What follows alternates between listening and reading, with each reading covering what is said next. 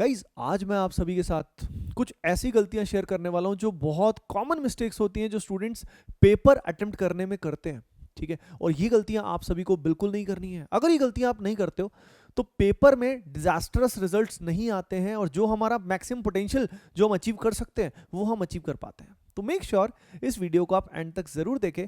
पसंद आए तो लाइक जरूर करना, शेयर जरूर करना, एंड आपने अभी तक अगर यार वो सब्सक्राइब वाला बटन, लाल बटन नहीं दबाया है तो डू इट राइट नाउ।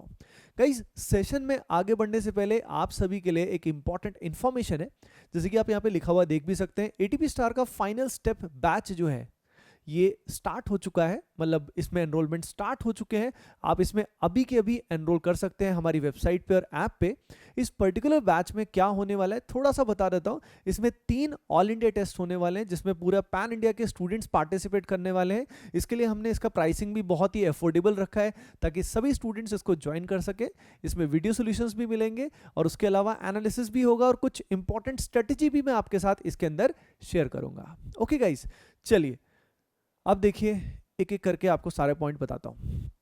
पहली चीज, कई स्टूडेंट क्या करते हैं, लाइक ऑनलाइन पेपर्स में भी पूरा पेपर स्कैन करने लग जाते हैं। देखो यार, पूरा पेपर शुरू में ही स्कैन करना बहुत परेशान कर सकता है आपको। ठीक है, क्योंकि पहली चीज तो पूरा पेपर स्कैन करने में टाइम बहुत ज्यादा लग जाता है। ठीक है, और अगर हमारे स्टार्टिंग के 10-15 मिनट्स, मान लीजिए 20 मिनट स्कैनिंग में चले गए या 15 मिनट स्कैनिंग में चले गए और फिर हमने क्वेश्चन करना शुरू किया, ठीक है, तो यार पता है क्या होता है, मान लो वो क्वेश्चन नहीं हुआ ना तो शुरुआत ही खराब हो जाएगी। और शुरुआत सबसे इंपॉर्टेंट होती है। अगर पेपर की स्टार्टिंग अच्छी हो गई ना, इनिशियली एक्सेलरेशन अगर हमें मिल गया तो बस मजे आ गए। यानी ये गलती आपको नहीं करनी है, पूरे पेपर शुरू में स्कैन नहीं करना है। और एक और दिक्कत ये भी आती है, पता है, कि पेपर में बाद वाले क्वेश्चंस फिर दिमाग में घूमते रहते हैं हमारे।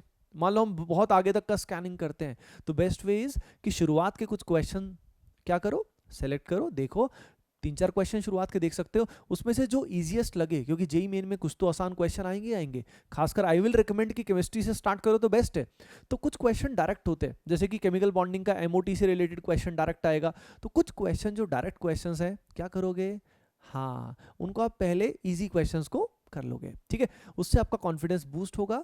ठीक है ना, और स्टार्टिंग बहुत अच्छी होनी चाहिए। तो ऐसी गलती बिल्कुल मत करना कि पूरा पेपर स्कैन करने लगे, क्योंकि अगर बाय द वे आपको पेपर टफ लगा, जो शुरू में कई बार लग सकता है कि यार ये भी आ गया वो भी आ गया, तो आपका पूरा पेपर स्पॉइल हो सकता है। तो ये गलती आपको नहीं करनी है। अगली चीज, स्टक। क्या हो जाता है, क्वेश्चन पे स्टक होना ऑब्वियस सी बात है, कई बार हम स्टक हो जाते हैं। ठीक है, लेकिन इस बात का आपको जरूर ध्यान रखना है कि अपना एक टाइम डिफाइन कर लो या थोड़ा सा अंदाजा रखो कि कहाँ पे मुझे मूव ऑन करना है। ठीक है, क्योंकि देखो यार, हमारे पास 75 क्वेश्चंस जैसे फॉर एग्जांपल है, मान लीजिए अब 75 क्वेश्चंस जैसे हमारे पास हैं तो हमारा एक टारगेट स्कोर है। ठीक है, उसके हिसाब से आपको अंदाजा है कि हमें कितने क्वेश्चन सही करने हैं। तो पॉइंट इज दैट कि एक ही क्वेश्चन पे ईगो में मत, अलग किसी क्वेश्चन को अपनी ईगो पे मत लेना। कई बार हमें लगता है कि यार ये टॉपिक तो हमारा बहुत अच्छा है तो ये क्वेश्चन सही होगा ही, उस चक्कर में हम अननेसेसरी टाइम स्पेंड कर देते हैं।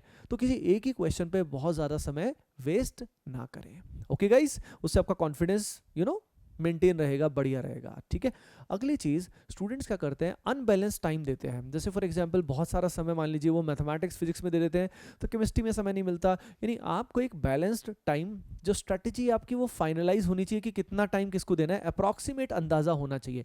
लास्ट मिनट में स्ट्रेटेजी चेंज करने की रिक्वायरमेंट नहीं है। यानी जो भी आपका पेपर अटेम्प्ट का स्ट्रेटेजी है, finalise that strategy. I think आपने अभी तक कर भी लिया होगा वो स्ट्रेटेजी को फाइनलाइज, तो लास्ट मिनट में उसको चेंज मत करना, वो आपके लिए बहुत नुकसानदायक हो सकता है।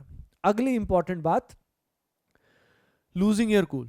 फॉर एग्जाम्पल हम कहीं स्टक हो गए, या फॉर एग्जाम्पल हमें मतलब मान लीजिए एग्जाम में कुछ कंडीशंस ऐसे हो गए जिस कारण हमें डर लग रहा है, क्योंकि अभी जैसे फॉर एग्जाम्पल कोरोना वाले केसेस एंड ऑल, एग्जाम में मान लीजिए कोई कुछ भी सिनेरियो है, तो आपको अपना टेम्परामेंट मेंटेन रखना है। याद रखिए, पेपर अगर टफ आया है तो सभी के लिए टफ आया है। ठीक है, तो आपको डरने की ज़रूरत नहीं है। टेक अ डीप ब्रेथ, 2 बार 4 बार 5 बार डीप ब्रेथ लेंगे, रिलैक्स करेंगे, ठीक है, थोड़ा सा पानी पिएंगे, यू विल फील रिलैक्स्ड। ठीक है, लेकिन अगर आप ये टेम्परामेंट को खो देते हो तो उस कारण गलतियां भी होती हैं, और उसके अलावा हम गेस वर्क में बहुत टाइम वेस्ट कर देते हैं और उससे बहुत नुकसान होता है।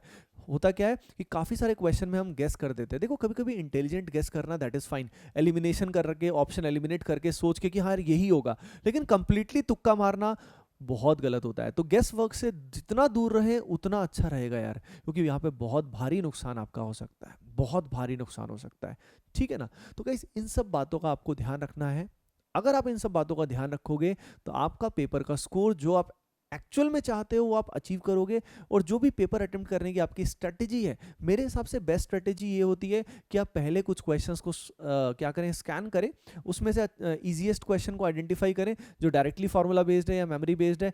ऐसे करते करते 75 क्वेश्चंस में से सबसे पहले वो इजीएस्ट क्वेश्चंस को सिलेक्ट करके पहले राउंड में 15-20 क्वेश्चन हो सके तो 15-20 मिनट, हाफ एन आवर में अगर आप कंप्लीट कर लीजिए।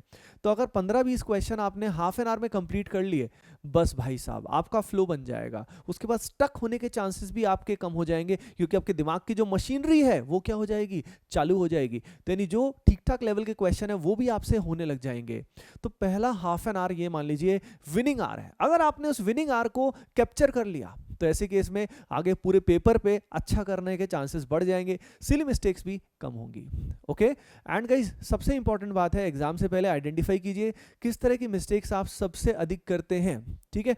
तो अब अगले टेस्ट जो भी आप देने वाले हैं, जैसे फॉर एग्जांपल आप में से काफी सारे स्टूडेंट्स फाइनल स्टेप बैच के 3 टेस्ट भी देने वाले हैं, तो ध्यान रखिए उसको बिल्कुल आप उन तीनों टेस्ट को इस तरीके से देना ताकि जैसे बिल्कुल वो आपके रियल जेई हो, यानी रियल जेई से पहले एक तरह से 3 बार आप जेई अटेम्प्ट करने वाले हो फाइनल स्टेप बैच में। ओके गाइस, सो इन सब बातों का ध्यान रखिए and I hope that you will be able to do really well.